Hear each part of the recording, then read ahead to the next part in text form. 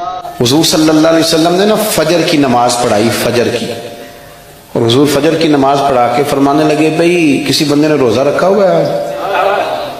حضرت عمر کہتے ہیں رات کو میرا ارادہ تھا رکھوں، پر سویرے پھر میں نے گرا دیا، نہیں رکھا۔ حضور نے دوسری دفعہ پوچھا بھئی کسی نے روزہ رکھا ہے؟ تو حضرت صدیق کے اوپر نے ہاتھ کھڑا کیا، عرض کی یا رسول اللہ میں نے رکھا ہوا ہے۔ آپ حکم نہ دیتے تو نہ بتاتا، پر روزہ رکھنا بھی آپ نے توجہ دلائی ہے تو حکم بھی آپ کا بتاؤ تو بتا دیا۔ حضرت عمر کہتے ہیں حضور نے فجر کی نماز پڑھائی، فجر کی۔ دوسرا سوال پوچھا بھی کسی نے کسی بیمار کی تیمارداری کی ہے؟ تو حضرت عمر کہتے ہیں میں نے فٹافٹ عرض کی یا رسول اللہ ابھی تو نماز فجر پڑھی ہے، تو اب گھر جائیں گے تو تیمارداری کریں گے۔ تو حضور نے فرمایا عمر تو ذرا ٹھہر جانا، جلدی نہ کر، ٹھہر نا ذرا، رک تو صحیح۔ تو حضرت عمر فاروق رضی اللہ تعالیٰ عنہ فرماتے ہیں میں چپ کر گیا۔ حضور نے فرمایا بتاؤ بھی کسی نے تیمارداری کی ہے؟ تو صدیق اکبر نے ہاتھ کھڑا کیا، عرض کی یا رسول اللہ عبد الرحمن بن عوف رضی اللہ تعالیٰ عنہ 2-3 دن سے نماز پڑھنے نہیں آ رہے تھے، رات میں نے پتہ کرایا تو پتہ چلا بیمار ہے، اور حضور مجھے یہ بھی پتہ ہے وہ میرا یار ہے، مجھے پتہ ہے رات کو جلدی سوچا پر تہجد میں ضرور اٹھتا ہے، تو حضور میں بھی ذرا فجر کا وقت جلدی اٹھا ہوں تو فجر میں آنے سے پہلے عبد الرحمن ابن عوف کی تیمارداری کر کے آئیں گے۔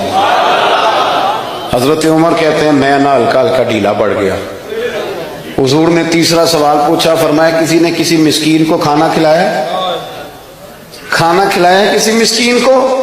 حضرت سیدنا عمر فاروق کہتے ہیں میں نے پھر عرض کی، میں نے کہا یا رسول اللہ ابھی تو فجر پڑی ہے، گھر جائیں گے کوئی چیز لیں گے تو کھانا کھلائیں گے۔ تو حضور پھر مسکرائے، فرمایا عمر تو ذرا ٹھہر نہیں جاتا، ذرا ٹھہر نہ، ذرا نظارہ تو کرنا، گویا یہ شان صدیق اکبر کا جلسہ ہو رہا، ذرا ٹھہرنا۔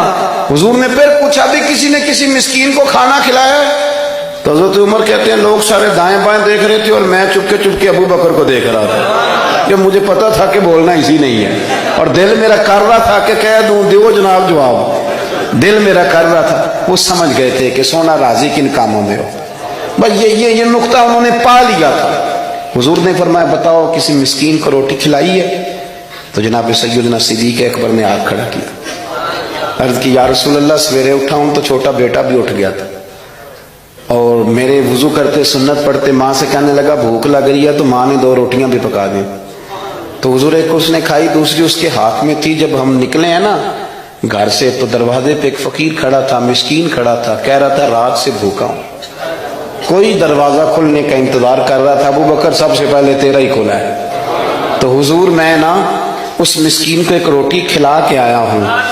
حضرت عمر فاروق کہتے ہیں میں نے گردن جھکا لی، اور میرے رسول کریم نے فرمایا اے اللہ میرے ابو بکر پہ رحم فرما، اللہ میرے ابو بکر۔ وہ سمجھ گئے تھے، مزاج شناست سمجھ آ گئی تھی کہ حضور کن باتوں میں، اور نا اپنے اوپر وہ سارا کچھ طاری کر لیا تھا انہوں نے، طاری، ان کی ادائیں بالکل ڈھل گئی تھی نبی پاک کی اداؤں۔ 3 دن وہ غار ثور میں رہے تو ہمارے صوفیاء فرماتے ہیں کہ ان پر تجلیاں بھی پڑی محبوب کی معرفت کی۔ جب مدینے آئے نا نبی کریم کو لے کے تو کچھ لوگوں نے حضور کی زیارت کی تھی، کچھ نے نہیں کی تھی، تو کچھ آتے تو نبی پاک کی دستبوسی کر کے بیٹھ جاتے، حضرت ابو بکر سے ہاتھ نہ ملاتے، اور کچھ صرف حضرت ابو بکر سے ہاتھ ملاتے اور حضور سے ہاتھ ہی نہ ملاتے۔ میری بات پہ توجہ ہے آپ حضرات کی؟ تو کچھ لوگوں کو نا شبہ ہونے لگا، وہ معاذ اللہ سمجھنے لگے کہ شاید یہی اللہ کے رسول ہیں۔ حضرت صدیق اکبر یہ کیوں شبہ ہوا؟ تو ہمارے محدثین فرماتے ہیں کہ ابو بکر صدیق بولتے بھی اس طرح تھے جو میرے نبی پاک کا طریقہ، بیٹھتے بھی اس طرح تھے جو رسول پاک کا طریقہ۔ کہتے ہیں انہوں نے امامہ باندھا ہوا تھا تو جو امامے کا پیچ حضور کا ڈھیلا رہ گیا تھا ان کا بھی ڈھیلا رہ گیا تھا، اس طرح اپنے آپ کو مزاج میں ڈھالا تھا، تو من شدی من تو شدم، میں اس طرح ڈھالا تھا مزاج میں، اس طرح کہ کوئی فرق ہی نہیں نظر آتا تھا۔